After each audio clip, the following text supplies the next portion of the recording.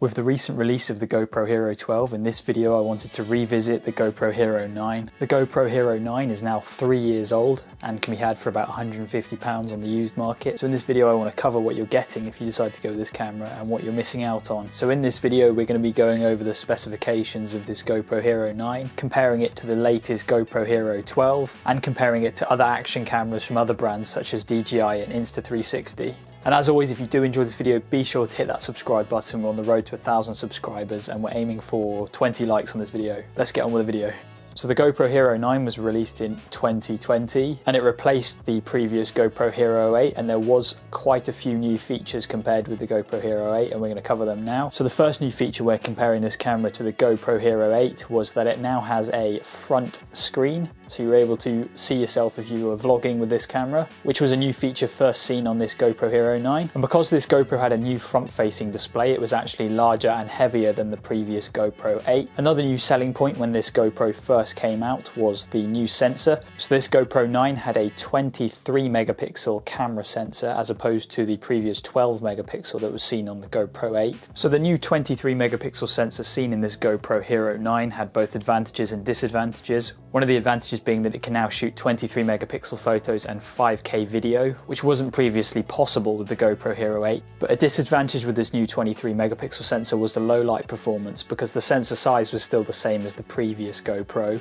So a lot of users reported worse low light performance with this camera compared to last gen. So this GoPro actually had a larger battery than previous generations. It was a 1720 milliamp hour battery, which was said to offer about 30% more battery life than the previous GoPro, but just keeping in mind that this GoPro will use more power because it's got a front display. One of the big selling points when this camera first came out was the 5K resolution that this was capable of. So this camera could shoot 5K at 30 frames per second, it could also do 4K at 60 and 2.7K at 120 frames per second. I believe it could even do 1080p at 240 frames per second.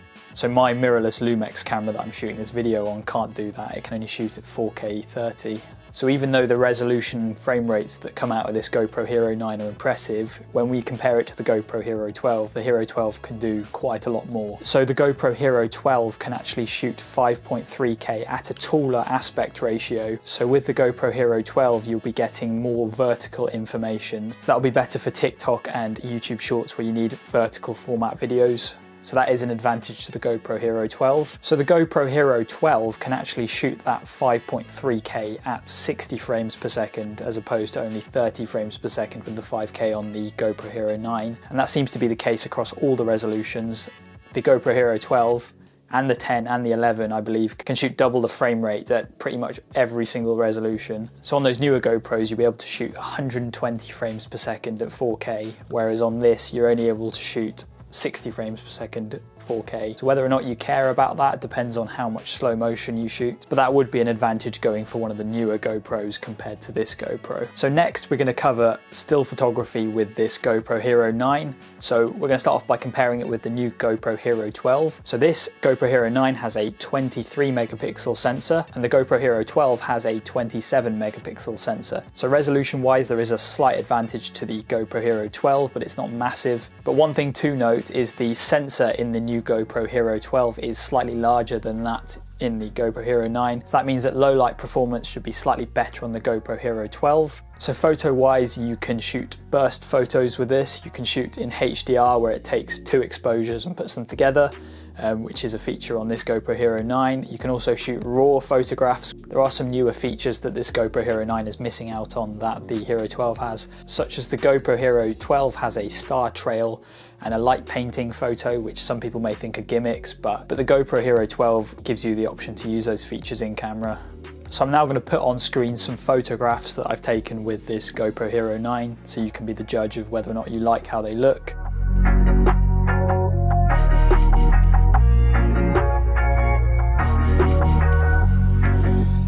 So I've had a look online at some other videos that compare the photographs taken from various different GoPros. What I've gathered is if you've got a fairly new GoPro, maybe a GoPro 6 and above, and you're just looking to put these photographs on social media, which compresses the photos anyway, there's not a massive difference in the quality of the photos coming out of the GoPro. So I've just had a look at some of the features of the GoPro Hero 12 compared to this Hero 9, and there are two features that stick out to me as being the most noticeable improvements. The first thing that I've read about is the GoPro Hero 12 has a slightly wider field of view from the lens. And that is something that's very nice for an action camera, because you do want to capture, or have the option to capture, as much field of view as possible. And that would be a big reason to go with the GoPro Hero 12 over this Hero 9.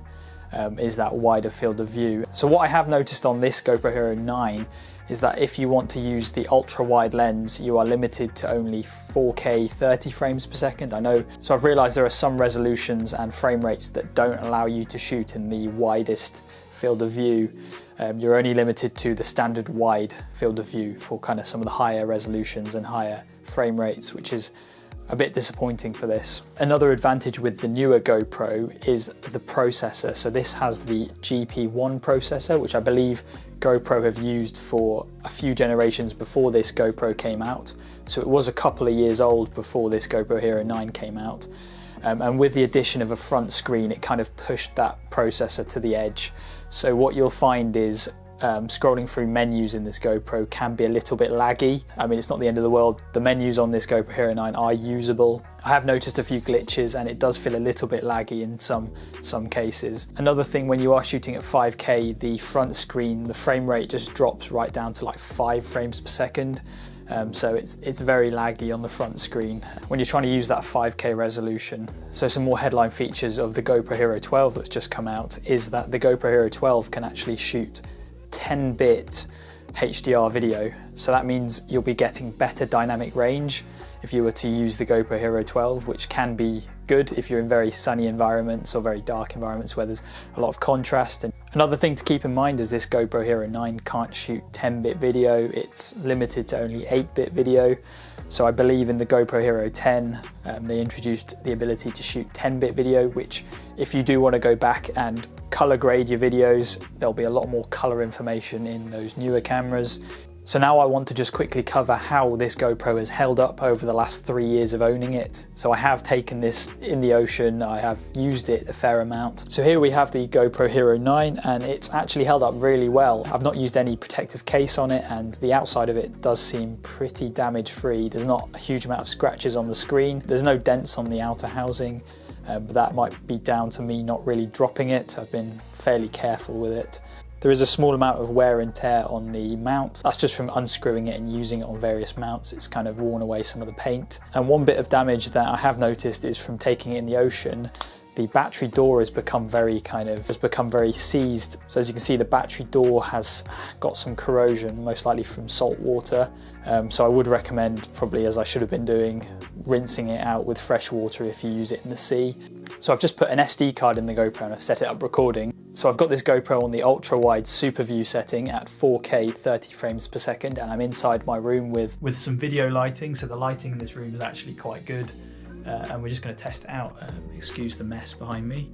So here it is. This is what the audio quality sounds like coming directly from the GoPro. I can't imagine the audio from this GoPro is particularly good, but this is just a test on how it sounds and how it performs indoors at the widest setting. So I'm now going to take this outdoors and we're going to have another look at the quality. So it is raining quite a lot. I'm running with Hyper Smooth 3.0 on boost mode. This is the audio quality, and this is how stable the GoPro looks. It's absolutely pouring it down with rain, which is good because this is a waterproof GoPro. So this is just a test on how good the stabilization is.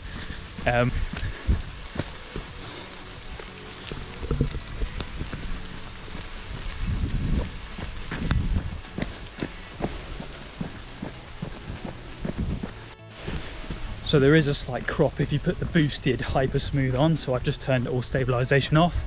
So it should be slightly wider, but a bit more shaky. So yeah, this is so there we go. I'm gonna go back inside now. Yeah, I got a bit wet and rained on while I went outside and tested this GoPro, but hopefully you enjoyed. So I'm gonna post a quick compilation of previous clips that I've taken on this GoPro Hero 9.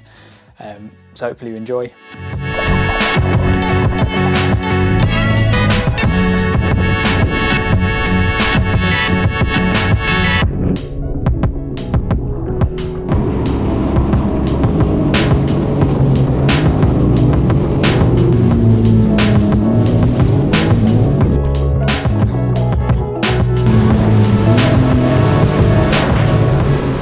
question is, would I recommend buying this GoPro Hero 9 in 2023, or would I recommend saving up a little bit more and getting a newer GoPro, or getting an older GoPro, or buying an action camera from a different brand? So my honest recommendation is no, I probably wouldn't buy this GoPro Hero 9, and that's for a few reasons. In my opinion, this was the GoPro generation where they added a bunch of features, but a lot of them aren't that refined compared to some of the newer GoPros. What I mean by that is, if I wanted a cheap GoPro, I would probably go with the GoPro Hero 8, because the GoPro Hero 8 actually has better low light performance, and it has a lot of the same features apart from the 5K and the front screen. Unless you really need the front screen, I would probably save a little bit and go with the GoPro Hero 8. So the GoPro Hero 8 offers a solid GoPro product that still shoots 4K 60, and you should be able to pick up the GoPro Hero 8 for a lower price. As I said, this has the new sensor, but it's not really been refined. Worse low light performance than the GoPro Hero 8. And the UI on this camera is quite laggy because it's got the older G1 processor.